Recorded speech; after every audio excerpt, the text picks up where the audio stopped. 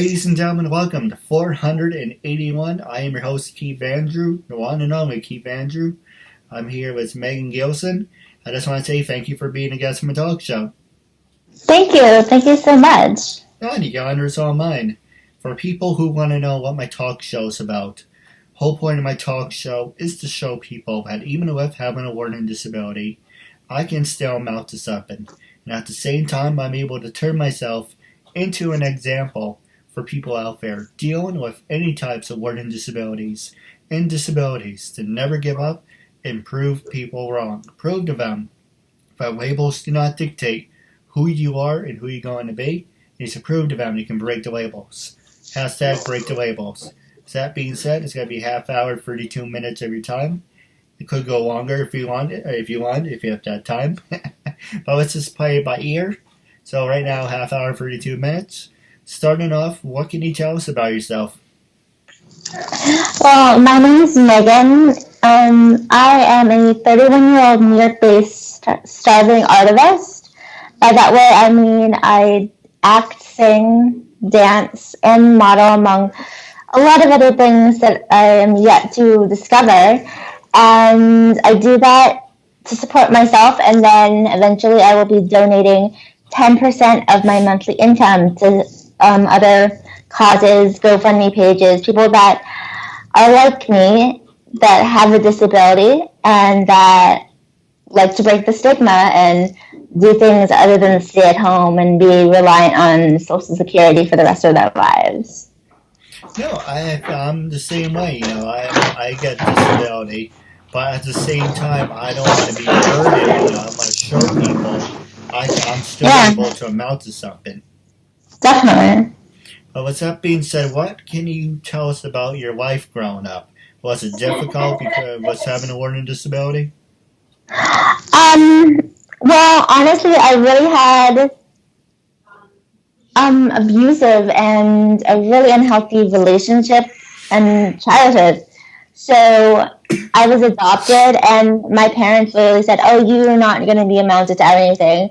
So because I'm disabled and I was brought up that way, and I eventually was like, "Well, you're wrong, and I'm going to prove that you're wrong," and I did. So I guess this is sort of like a revenge thing for my family, which isn't really healthy, but it's also something that kept me grounded and shaped me for who I am. All right.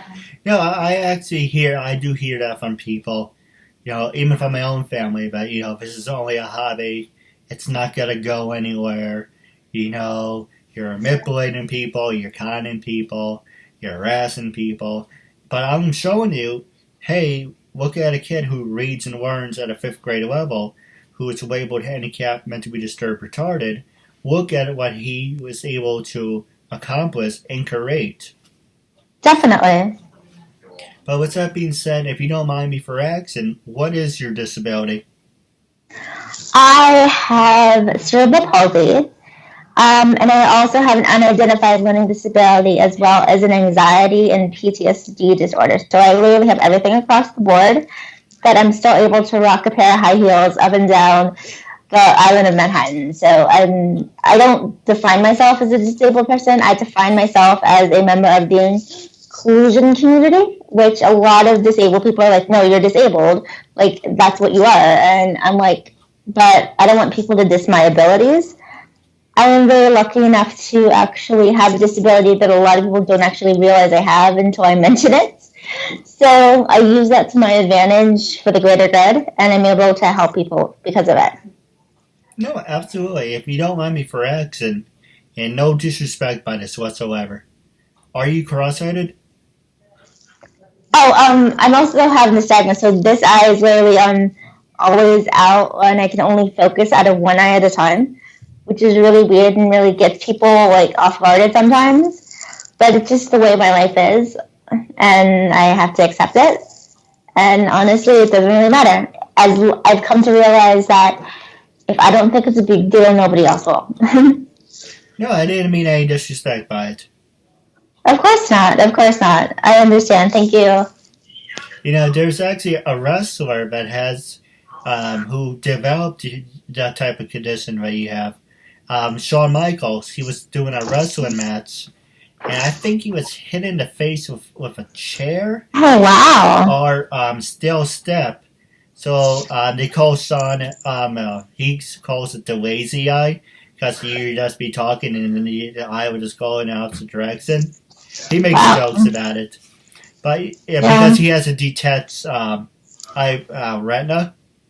But it's kind of similar to what you had. But yeah, hey, when you're given a shitty hand, first off, you should wash your hands because you have to be sanitary. Yeah, I know, bad joke. But at the same time, you should show people, hey, I was dealt a shitty hand, but I'm going to make a best out of that. Yeah. Not to get too political, I'm not really political, but because of the negativity of our new administration for people that are not white and perfect and rich and 1%, I found that being an artivist and a person with a disability in any community is very successful now because there's a lot of advocacy for it that wasn't the case a couple years ago. So as much as people hate Trump, I really like him for the fact that my niche in my career is very, very prominent and positive right now. So... Well, go ahead. I'm sorry. I was just saying that it's because of that I felt like I was able to do this. So, again, everything's situational. I believe every social climate creates a lot of opportunities, or not really opportunities, because I wouldn't have had the same opportunity I would have like at least 10, 15 years ago. So I'm extremely grateful for that. Not grateful for Trump, but grateful for the opportunity and being able to move to New York 2 years ago. So. Well, can you give us an example of what you mean by that? So a lot of my things that I do and I advocate for are true inclusion in the arts. I used to be on the board of directors for the New York City Disability Pride Parade, and I used to be a part of a couple theater troupes that were for people with disabilities, and a lot of them pretty much started because of Trump's administration. And like, I've always loved the arts, so I would probably have pursued this regardless, but for the fact that this platform is extremely upfront because of this administration, it's very prominent, and I'm very lucky to be part of it because I don't think I would have the guts to actually pursue this career. So that's what I mean about the climate change more for political and realistic purposes. All right. I am guilty of voting for Trump. There are, I guess someone's criticizing, but I am guilty of voting for Trump. But at the same time, I and everyone else wasn't really given the option of picking anyone who we wanted to be voted. You're either going to have Trump, who, is a douche, and then you got to have the other one, Clinton, who has all these scandals behind him. So you're either got to have Mr. Dump, or you got to have scandals. So either way, it's kind of like your hands are tied. It's like, who do you really want to have? I'm not really into politics. I grew up all over the world, and my father was a diplomat, so I know the other side of the coin. But that's the terrorist what we were talking about. But I understand that. And no, I agree. I was just saying that like you said, you were supporting, but I'm just giving my point of view on it. But let's just not all about politics. But this is about disabilities, and that's why I wanted you on the show.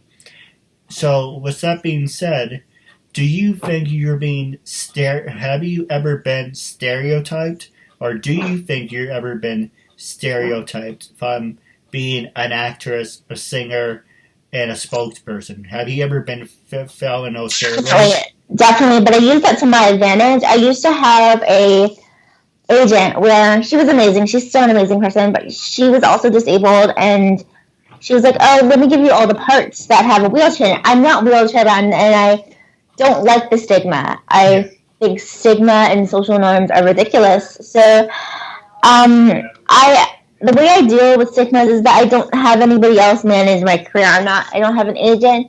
I don't have a manager. I don't have anything. And that's because I organize every single thing and I'm in control of every single thing. And because of the stigma, because people stare at me regardless, I'm going to give them something to stare at. Like, as you see, my makeup is, like, very, very interesting and wild. I wear high heels, which make me look more, and I wear, like, really skimpy clothing because I feel comfortable in it. But most of the fact that if they're going to stare at me, I might as well give them a reason to. Not saying, like, I'm a prostitute or anything. I'm just saying, if they're going to stare at me, I might as well feel comfortable as they stare at me. You know, the truth of the matter is people are always going to judge you. People are always going to criticize you. But regardless of having a disability or not. Everybody does that.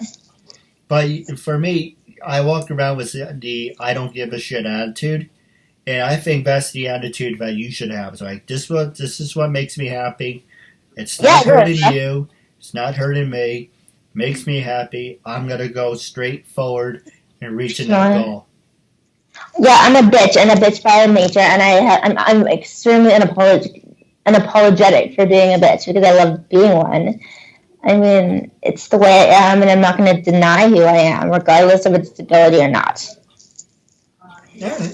Now, the next question I was going to ask you is, who influenced you to become an actor, and how many years have you been acting?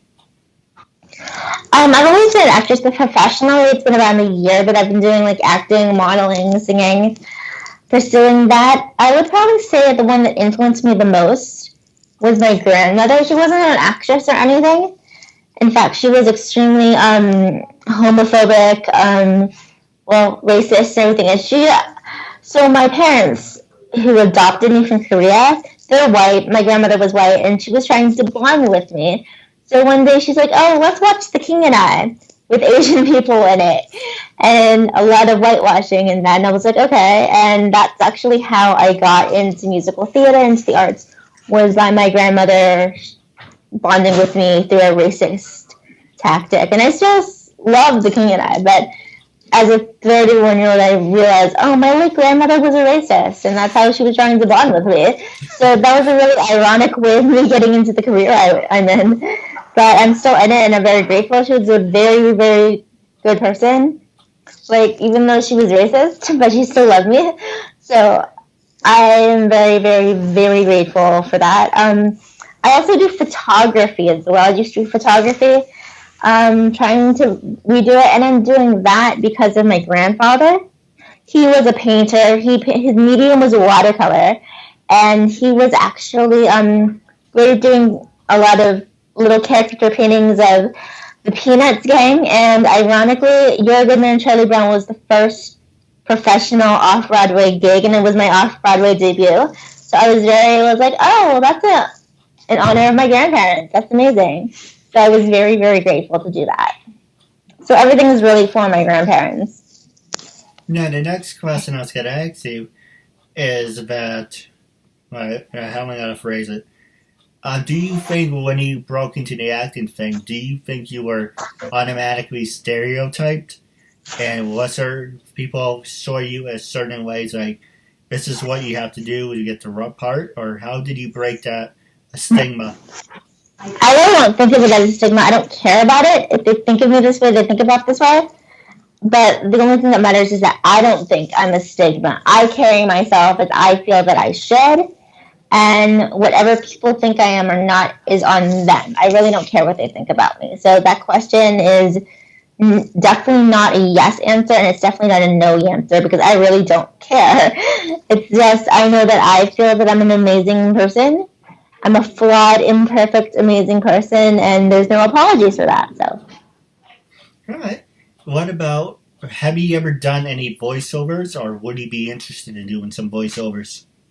I'm not really interested in it, but I have done a voiceover class, and I thought that was really good, the techniques and everything. But my interest is more staying within the underground theater scene, the underground singing and performance scene, making a difference, and doing everything for my platform of true inclusion within the arts. and within life, I would say. All right. Now, my next question for you is, for people out there dealing with any types of learning disabilities, what would be your word of wisdom, and what would you say to them to get them motivated? I would say to not listen to anybody but yourself. There's a lot of naysayers out there, and if you don't have the motivation, then you're never going to succeed. You don't have personal motivation. Nobody can help you. You can only help yourself, and just do it. Like, I could have done it years ago if I just listened to myself, and I would have been way more successful way many years ago if I was just like, shut up, fuck you, I'm going to do what I do. And that's where I am now, and I'm very happy of it. So, yeah, just listen to yourself and own yourself. You can get advice, but the final say is yours. And you should never feel peer pressure into something that you don't want to do. So it's something that I would give advice to a teenager who's being bullied. You don't have to worry about it because they're only words, and you have the final say on yourself. So you need to focus on you. You need to focus on self-love and being who you are. Because as many dollars and as many fans as I can get, it doesn't mean anything if I am not healthy and happy. No, I agree with you. Whatever happens in school stays in school, but that doesn't dictate how you're going to live for the rest of your life. Yeah, a lot of people may think, freshman year, sophomore, junior, senior, yes, it is a long time, 4 years. But at the end of the day, once you graduate, you got to look back and you got to say, none of that garbage really matters. That's in life, sweetie. That's not only in high school. That's in life. I mean, I'm a big believer of, I have friends, but they're going to come and go. I have significant others, boyfriends, loved ones, but they'll come and go. But anything will come and go except you, your self-worth, your self-dignity. So, and your career, and anything that you control is up to you and nobody else. No, absolutely. Now, my last subject for you, then we're going to take a break, is social media. Do you think social media can make you and break you? And with everything that you accomplish in your career, what's having a learning disability, how do you feel about social media? Do you think it helps, or do you think it hurts? Are you talking about professionally or personally? Because I have different opinions on that. Well, both. Well, personally, I'm very outspoken, but I'm a diplomat's daughter, so I know how to professionally say and come across my actual saying. Like, I'm totally against X, Y, and Z, but I know I'm going to offend X, Y, and Z if I say it that way. And that's both professionally as well. I tend to be more on my personal social media page than professional because I'm myself. I don't have a professional Instagram page, but I do post some things on my personal Instagram page on my professional Facebook. So there's a fine line between that. And yes, that was an Avenue Q reference. But I'm just, it really depends. It really depends on where my career goes. It depends on how social media is going to explode or decrease or whatever within life. But currently, social media is very important to my professional career, but it isn't everything. And I actually have done a lot of social media marketing, so I know the ups and downfalls of that, and I'm trying to keep it very personal towards the audience I want to reach for my career. No, absolutely. Now, we're going to take a quick commercial break, and when we come back, I'm going to pass the remaining time over to you. Very. Arlene Schofield. My name is Shireen Snow. My name is Carla A. Miles. Diana Camuto. This is Christine Dunford. And me, Ida. Caroline Macy. This is Walker Fannin. Maria Camille Dixon. I'm a dates for them. My name is Linda Preston, and you're watching the Keith Andrew Network. Me, Mark Medley. Hi everybody, this is Mark Neely. Barry Babick. This is Peter Bruno. My name is Kyle Collier. This is Julio Santiago, better known as Dynamite. I'm Richard Epcar. Orange Chow. This is Kerrigan Mahan. And this is Goldar. And we both support Keith Andrew. My name is Ron Wasserman, and I am supporting Keith Andrew on what he is doing, and you better do the same, or I'm gonna come kick your ass. Alright, let's do this. Ladies and gentlemen, welcome back to the KeithAndrewNetwork. Network. I am your host, Keith. Along here is Megan, and this is episode 481, was the last 10 minutes and counting. I'm going to pass the show over to you. Was there anything you wanted to know, anything you want to talk about? This is your time. Anything you want to do? Alright, awesome. So to all the viewers out there, I'm Megan, and if you're ever in New York, definitely look me up. I have an artist page on Facebook at check out Meghan E. Gilson. I'm currently focusing on creating my brand, creating my website, all for the wonderful inclusion in the arts and in the world platform. And if you have anything that is involved in that platform, please send me an email. My email is meganegilson1987@gmail.com. I'll also send that to you, Keith, so you can promote that as well. And I love to collaborate with photographers, actors, singers. Currently, I'm doing acting, singing, modeling, dabbling in street photography. But I love meeting new people within the community, very involved in the underground advocacy work. So definitely hit me up if you're in town or if you have any projects. No, absolutely. My last two questions for you is one, have you ever gone to Woodbury Commons? No. Oh, you should. It's one of the biggest malls in North America. If you're ever in the area, we should definitely get lunch or something. And Cool. The second one is, the hot story going on today is, how do you feel about Toys R Us closing? I was more of a KB toys person, so I wasn't really into toys, ironically. I don't know. Honestly, I don't know. I have a daughter who's 5, so I'm probably sure that she's sad. I have to ask her. But my thing is, with the Christmas time, and I love the big-ass toy store catalog for Christmas, so I'm going to miss that. Definitely, I went to the Toys R Us in Times Square a couple years ago and rode the big-ass Ferris wheel, and I know that's been gone for a couple years, but that was definitely memorable. So I'm going to miss it, but hopefully something will be better. I mean, nothing stays forever. It's true. Yeah. But it's kind of funny you should mention KB, and that's one of the rumors. It's either going to be an entertainment store, or there's a rumor on KB Toys coming back. I'm really hoping it's KB Toys. Yeah, I heard that. That would be really good. I would love to work for them again.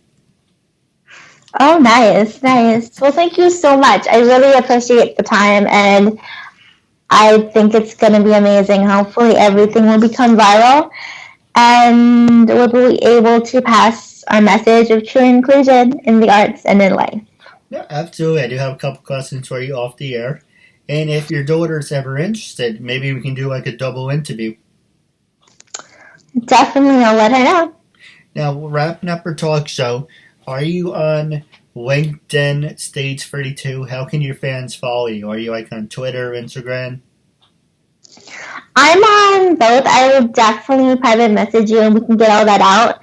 I'm actually trying to broaden my horizons and establishing my brand right now. So I'm working on websites and other things, but that's going to take a while. But yeah, I'll definitely give you the information.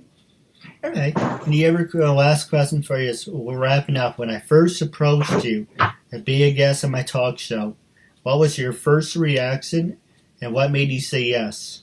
And how do you feel now? You're very, very positive and very in the mode of my actual platform. So I was like, oh, this is interesting. There's a lot of moments that I was like, oh, is this the right thing to do? And then, as you heard, my arm was hurting last week. But I'm glad this worked out, and this is definitely a good thing to promote. And I'm pretty sure we'll be cross-promoting both of our endeavors. So it's great to collaborate, great to make connections and networking. So I'll definitely be helping you out, and you'll be helping me out. So it's not only the fact that I did this interview, but the fact that I'm able to promote and help you out, which also helps my platform. No, absolutely. I do have a couple questions for you off the air. Wrapping up, it was a real honor and privilege to have you as a guest, and I'm looking forward to part 2 down the road. Of course. Thank you.